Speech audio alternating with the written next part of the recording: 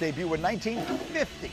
So this is the best opening weekend, at least since then. We mentioned that game day will be in Columbus. It's number 1 Texas taking on the defending champs, number 3 Ohio State. Second time since 1950 we have 2 top 3 teams facing off in their season openers. Then primetime Saturday night, we got number 9 LSU, we got number 4 Clemson. Last time these two played, it was in the national championship game in 2020. LSU, of course, has lost each of its last 5 season openers since that year when they won the title. Then on Sunday, we have number 6 Notre Dame and number 10 Miami renewing what has been a great rivalry. These ready for some burning questions here. We've got Jordan Rogers with us back again today. We've got Lewis and we've got Harry here. The burning questions begin with Arch Manning. Let me ask you this, Jordan. Is Arch Manning the quarterback with the most to prove as this season begins? Yeah, no doubt. I mean, I said it earlier in the show, the hype doesn't match the tape. The hype is out of control. The tape shows us a quarterback that's really good, that has some great traits, throws a great deep ball, he's cerebral, he's athletic, but no one's more qualified to talk about hype when it comes to your last name than I am. When I stepped on an SEC football field for the first time, everybody expected to see the type of Rodgers they were used to, as we're expecting with a Manning when he steps on the field. The problem is, he's got to grow a lot more. He's got to develop a lot more. I don't want this to sound like I'm an Arch hater because I love him. I just don't expect him to be a number 1 draft pick the moment he steps on the field this week at Ohio State. I expect to see a good quarterback that's going to continue to get better. Well, and look, I mean, they couldn't pick a more challenging opener. And again, Lewis calls college games for us, and Harry all over all the college for us every single weekend. You couldn't ask for a more difficult opener. Now, he has played some games. This will not be his first action. I keep calling it his debut because it kind of has that feel to it. But you couldn't pick a bigger stage. It'll be an enormous game. It'll be game day is there, all the rest of that. So he doesn't really have time for growing pains this weekend. No, but I think what he does have to help him out is a defense that could be number 1 in college football this year, that loaded at the receiver position and also the running back position for Arch. Don't go out there and try to be a hero, right? Just deliver the football to your guys and allow those guys to make plays. Steve Sarkisian is one of the top of upper echelon play callers in college football. He's a guy that was with the Atlanta Falcons as an offensive coordinator, so he knows what he's doing. But at the same time, I think what a lot of people are enamored by when it comes to Arch Manning is the simple fact that he's the most athletic Manning that we've ever seen. Yeah. He's a guy that can get off platform, make throws, use them in the QB run game as well. But at the same time, if you're Arch, this is what you want as your debut. This is what you want. You want to go against a top 5 opponent in the Ohio State Buckeyes, the team that won the national championship last year. Because if you go into Ohio State, the horseshoe, and you ball out, think about what the narrative is going to be that following week when we're talking about Texas. Yeah, look, he has first-round traits, obviously. He has number 1 overall traits as far as arm talent, maneuverability, ability to extend plays, push the ball at every level of the field.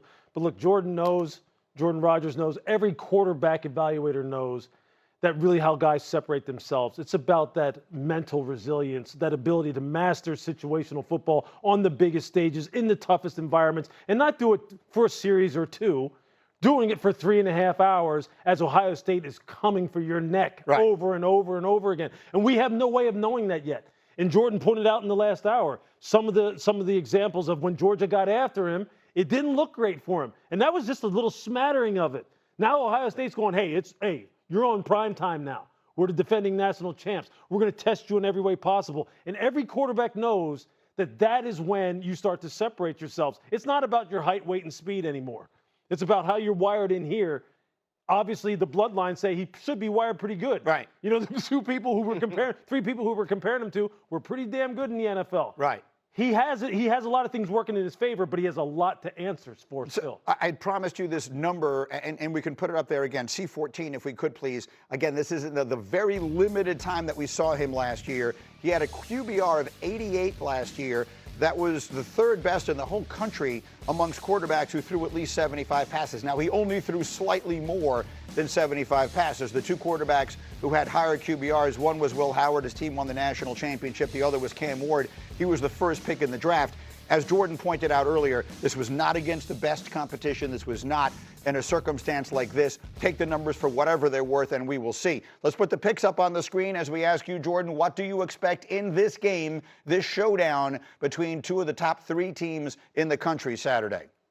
Yeah, I expect to see some good from Arch and some bad. I expect Ohio State to win because I don't think Jeremiah Smith, the best player on the football field, best player in the country, is going to have a repeat performance to what we saw in the college football playoff last year when these two teams faced off. He only had 1 reception for 3 yards. I expect him to be the outlet for a young quarterback making his first career start. And Julian saying, I expect Jeremiah Smith to have a big day and Ohio State get it done on defense like we talked about, pressure and Arch. To be very clear, my pick is with the points. I'm seeing 1.5 on that screen. I'd seen as many as 2.5. In my opinion, if you can get this game is such a toss-up. If you can get points, even if it's only 1.5, I will take it. Okay, next burning question takes us to LSU. Harry Douglas.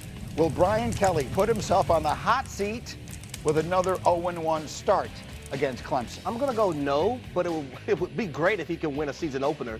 It's sad that they lost to Florida State, and they lost to USC. But I think they do have time to make up for that loss. Yeah. You got to remember, Clemson has an opportunity to win the ACC. That can be a very meaningful loss. I know people hate to say it that way, but if Clemson wins the ACC and then LSU only lose 1 more game, then they're sitting in a prime position to make the college football playoffs, in my opinion. That's fair, and that could erase all of whatever the whispers and the screams are. But, Jordan, the reality is, and I think Brian Kelly is an excellent coach, and he's done a good job rebuilding that program. They should be really good. But the truth of the matter is, the perception of people is he left Notre Dame because he thought you can't get the players to win the whole thing at Notre Dame. I'm going to LSU. And meantime, he's down there and hasn't made the playoff, and Notre Dame is playing for the national championship last year. That's just what a lot of people, the way they're going to look at it. What is your sense of Brian Kelly this season at LSU? Yeah, I agree with that. It didn't help that Notre Dame made it to the national championship and he fell short. Brian Kelly will absolutely be on the hot seat if they lose an opener again, which would be 3 in a row for Brian Kelly and 6 in a row for LSU, especially if it looks the way we saw last year where the defense has not improved. We know the offense is going to be good. We know the weapons around Garrett Nussmeier are elite. I'm not worried about that. If LSU doesn't fix the defensive side of the football, they will not live up to the expectation, the potential of making a college football playoff run, which I think they're built to do. And if that's the case this weekend, that seat's going to get pretty warm for Brian Kelly, and there's going to be a lot of noise outside the program about here we go again. So to Jordan's point about that defense, they had 3 games last year against dual-threat quarterbacks, Lenore Sellers, Marcel Reed, and also Jalen Milroe. From a rushing standpoint, they allowed 796 rushing yards in those 3 games and 15 touchdowns. So week 1, they're going against Cade Klubnik, a guy who's a dual threat. If I'm Garrett Riley, the offensive coordinator, I need to test and see if that has gotten better. Let's put the picks up on the screen as they come to you, Lewis, because I watch these games, as always, through the eyes of getting ready to do the draft. We got 2 quarterbacks who both could easily wind up being top 5 picks next year. Yeah, we sure do. And look, I've seen Cade a couple different times. Dabo raves about him. He's kind of like a more athletic Drew Brees. Obviously, he follows in the footsteps of Drew Brees down there in Texas. You know, he's one of the most heralded prep quarterbacks that came out of that state of Texas in a long time. He has everything at his disposal. He is tough as hell. He can push the ball down the field. He's got great wheels, and he's got a great mentality when you talk to him. You believe in him. Garrett Nussmeier, look, we know that he comes from an NFL lineage. This is a guy who is smooth as silk. I love the way he throws the football, the way he maneuvers in the pocket. Jordan already talked about he's got weapons to throw the football to. I think this is a great battle. Look, I disagree a little bit as far as like I agree with what Jordan said about Brian Kelly being on the hot seat if he loses. I think it's about if they lose, how they lose. If it's a tight game, I think he has a lot of time to make it up. They get blown out, the offense underperforms, then you're talking a whole different story. Again, you see the picks on the screen. Mine are always with the number. And again, this is another one of these games. Opening weekend, if you can get points, if you can get 3.5 points, which is a magic number, I definitely will take them here, whichever way it would go. Finally, a final hot burning question here, Lewis, is for you. And that is, can Notre Dame run the table if they beat Miami on Sunday night? Yeah, I think this is definitely a possibility. Look, you have to love what Notre Dame really puts on the table as far as their defensive play. Obviously, offensively, they have to answer the bell here. They're going to be able to run the football against anyone. You know they are a blue-collar, downhill football team, as you can see on your screen right here. But I think the schedule sets up favorably for them. This will be an interesting one to see because, look, Miami is a football team that, look, I would pick Miami to win this football game because I think on both lines of scrimmage that right now they are stacked. And really what it's going to come down to is whether or not they can get the kind of quarterback play out of Carson Beck that they expect to get given what they paid him and how they really went after him. But you look at their schedule here. Hey, look, obviously Texas A&M always has a formidable roster, and they are well coached down there. But all the rest of those games, look, I just don't see one where they could really get upset, and I think this could really work out favorably for Notre Dame. So I have to get used to asking the question this way. Jordan, do you see Notre Dame as a team that makes another deep playoff run this year?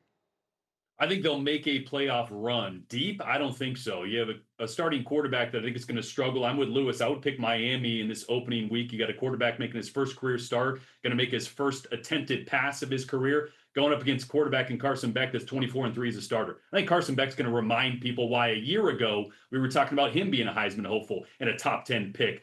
Notre Dame's got a couple tricky games. A&M, I think, is going to be really, really good. I don't think enough people are talking about them. That game comes up quickly. At Arkansas is one that's tricky. If they can get through the first 4 or 5 weeks of the season, absolutely they can make a run to the college football playoff. Are they built to make a deep run? Well, they can run the football really well, play defense really well, as Lewis said. Can the quarterback and C.J. Carr just be good enough to help them make that run? That would be my question. If we put the picks up on the screen, Harry, final word. How do you see this game on Sunday, Notre Dame and Miami? Yeah, I look at the strength of Notre Dame defensively. It's their secondary. And I think the question that I have for Miami, how is Carson Beck going to be in the relationship with his newfound wide receiver? So I think that's the biggest thing. But I'm going to give the edge to Notre Dame because they have that secondary that's ferocious. The only one picking Notre Dame on our screen here. And again, I'm taking the points wherever I can get them. Jordan Rogers, this was a pleasure this morning, my man. Thank you. We will do it again soon.